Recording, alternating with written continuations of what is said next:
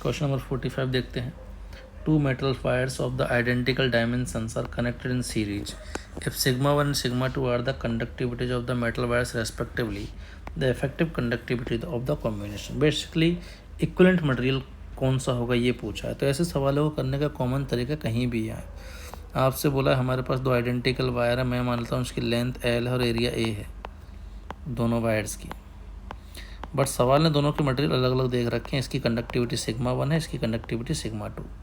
ठीक है, तो इसका रेजिस्टेंस R1 कितना होगा, that is rho L upon A. अब रो को लिख सकते हैं 1 अपॉन सिग्मा, इसका हो जाएगा हमारे पास similarly L upon sigma two ए।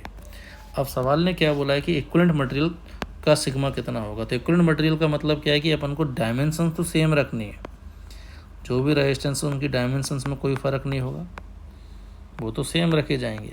केवल मटेरियल को ही तो एक ही मटेरियल से रिप्लेस करना है कि सिग्मा 1 सिग्मा 2 के अलग अलग मटेरियल लेने की बजाय मैं एक ही सिग्मा इक्विवेलेंट काम में ले लूँ। क्लियर। तो इस पहले वायर का नया रेजिस्टेंस क्या लिखोगे, R1 dash that is 1 upon sigma equivalent into L upon A, और इसका हो जाएगा R2 डैश बराबर 1 upon sigma equivalent into L upon A. अब अगर हमारे पास, अब सवाल ने सीरीज पहले कुछ भी कॉम्बिनेशन दे रखा है, मैं इसके लिए अगर बात करूं, आपसे बोला कि इनको सीरीज में जोड़ा हुआ, तो अभी इनका कुछ R इक्विवेलेंट होगा R1 प्लस R2। ठीक है, अब मेरे को बस मटेरियल को सिग्मा 1 सिग्मा 2 की बजाय एक ही मटेरियल से रिप्लेस करना, तो अब नया इक्विवेलेंट कितना हो जाएगा, R equivalent dash that is R1 dash plus R2 dash.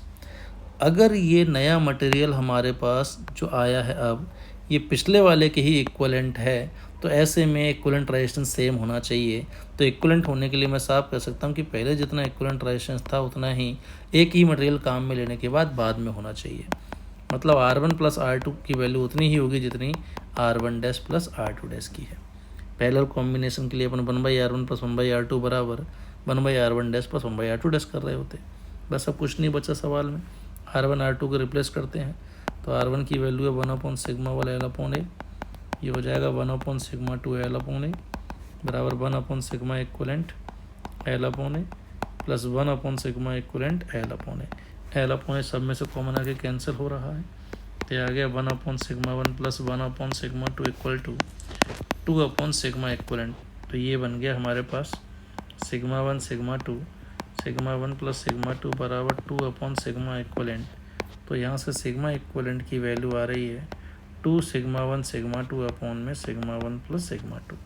इतना इक्विवेलेंट मटेरियल अपन को, जो इक्विवेलेंट मटेरियल जो है उसके लिए इतना सिग्मा लेना पड़ेगा। तो ऐसा आंसर कौन सा है, sigma 1 sigma 2 upon sigma 1 plus sigma 2, second option will be the correct answer.